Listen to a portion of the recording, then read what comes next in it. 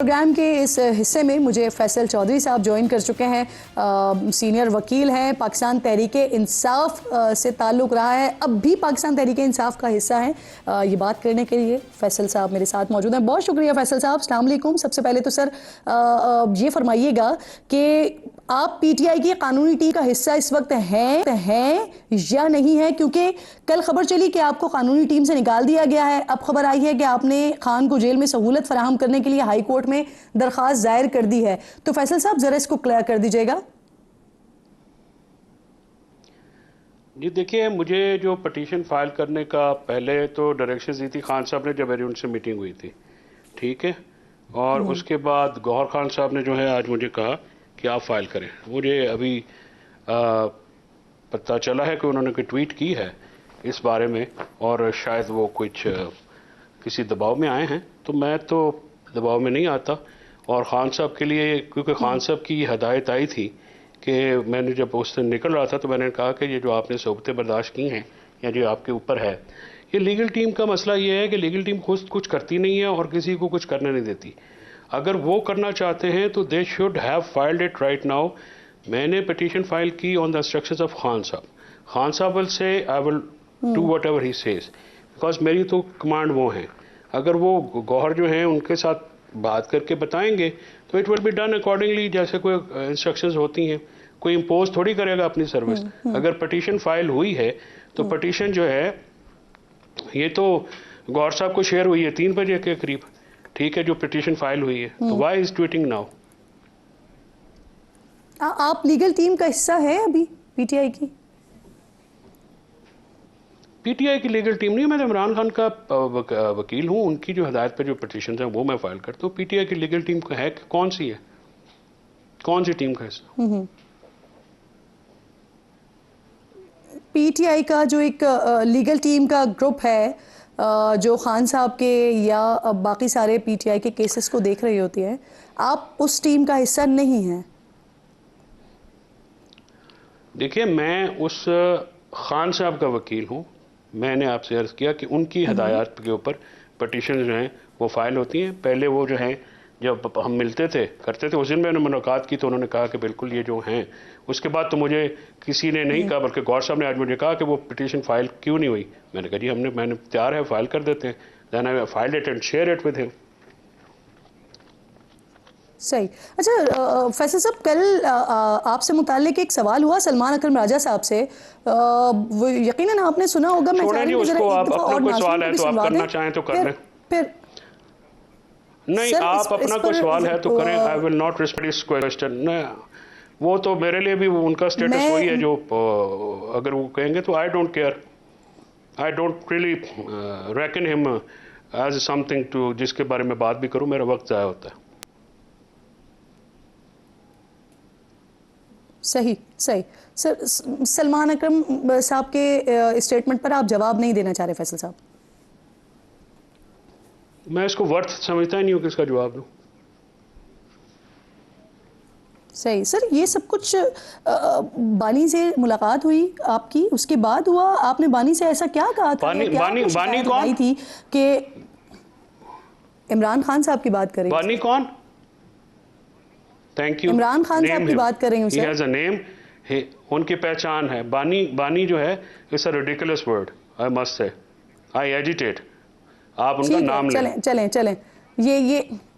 ये फैसल साहब, ये आपकी राय ना, आप मुझे तो ना बताएं। मैं आपसे सवाल ये पूछ रही हूँ कि आपके जो चेयरमैन थे पार्टी के या आपके जो बानी थे इमरान खान साहब जो हैं, उनसे मुलाकात के बाद ये सारे मामलात होना शुरू हुए कि आपने कोई शिकायत वगैरह की जिसकी वजह से सलमान साहब इतने ज़्यादा बरहम हो गए, क्योंकि जब आप लोगों की मुलाकात हुई थी तो वो भी साथ मौजूद थे।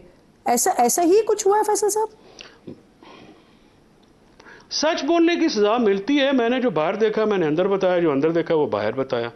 और ऑब्वियसली मैं क्यों छुपाऊंगा उनसे? फैसला उन्होंने करना है। वहाँ पे कुछ लोग ऐसे हैं जो उनको गलत पिक्चर दे के शायद कुछ मामलात अपने सीधे रखना चाहते हैं और उनको उनकी बेहतरी के लिए नहीं सोच रहे। वक्त आता है जो बंदा बेहतर होता है। अगर मैं उनके साथ, खान के साथ मुखलिस हूँ या खान साहब के साथ जो भी मैंने बात उनकी बेहतरी के लिए की है, अगर वो समझेंगे कि ठीक है ये कर रहा था और ठीक कर रहा था, तो ये तो बातें होती रहती हैं। पार्टीज में जाना चलता है इनका। लेकिन मैं तो क्योंकि सियासी एजेंडा मेरा तो है नहीं, मैं तो लीगल एडवाइस हूँ। मुझे तो खान को देख के बहुत तकलीफ हुई, जिन हालात वाक़यात में उनको रखा था पार्टी ने बिल्कुल उनको कोई नहीं ला। अब ज़ाहिर है खान साहब जो हैं उनके ऊपर भी वो पार्टी को हमेशा फेस सेविंग देते हैं, और इवन इतनी ज़्यादा कॉस्ट बर्दाश्त करके जो उनके ऊपर एक हुई है मामलात, उनके बावजूद जो है वो मुझे यकीन है कि वो इन लोगों को एम्बेरस नहीं करने देंगे। बल्कि इन्होंने तो बहुत एम्बेरस किया खान को 3 तारीख से लेके तो परसों फैसल साहब तक, और आपने ऐसा आज क्या तक क्या कोई बताया था petition- खान साहब को कि जिसकी वजह से फिर आपको इतनी ऑपोजिशन का सामना करना पड़ा है या इतनी नाराजगी बर्दाश्त करनी पड़ी है सर?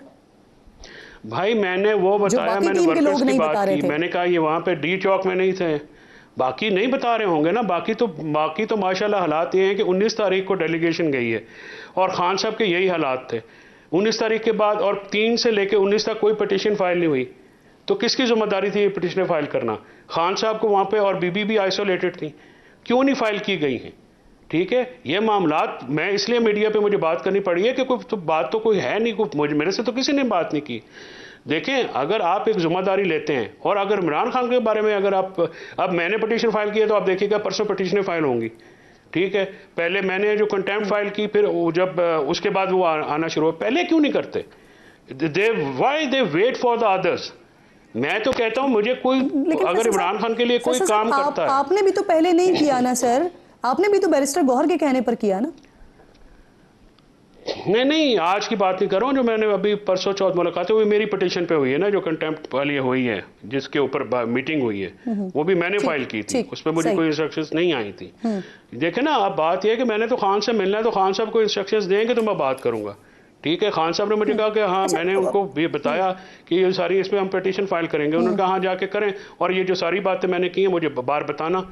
अगर मुझे खान साहब ने पहले नहीं, कभी नहीं कहा कि आप ना बताना, तो मुझे उन्होंने नहीं कहा कि बार बताना, तो मैंने कभी बात नहीं की। जब उन्होंने कहा, शोएब साहब मीडिया पे गए, शोएब शाहीन साहब, उन्होंने गुफ्तगू की, आपने जी आपने खान साहब को ये बताया कि ये जितने भी पिछले दिनों जो एहतजाज वगैरह हुआ है उसमें क़यादत डी चौक पर नहीं पहुंची, इस वजह से फिर ये आपके खिलाफ इतना शदीद रिएक्शन आया, बरहमी का इजहार किया गया, इस बात की बताने की वजह से? मुझे नहीं पता कि वो इस बात पे तो कोई ऐसी नहीं होनी चाहिए थी बातें। तो मैंने तो वर्कर्स की देखे जो बात की है, अगर मैंने जो बात बाहर देखी मैंने अंदर बताई, जो अंदर देखी बाहर बताई। अगर ये देखे इस पे अगर कोई सीखपा होता है या कोई नुकसान, मैं तो सच बोलूँगा। मुझे तो आगे भी मौका मिला तो जो मैं सही है वो मैं बताऊँगा। मैं क्यों कहूँ कि वहाँ पर डी चौक में पूरी लीडरशिप आई हुई थी, कोई भी नहीं आया हुआ था। अली अमीन को सारे क्रिटिसिज्म कर रहे हैं, अली अमीन पहुँचे तो थे वहाँ पे, जो वहाँ पे थे उनका तो क्रिटिसिज्म समझ में आता है, अली अमीन साहब के, और स्वाति साहब भी पहुँचे थे। ये बाकी लोग जो हैं ये ना पहुँचे ना कुछ, तो ये बाकियों पे क्रिटिसिज्म कैसे कर सकते हैं?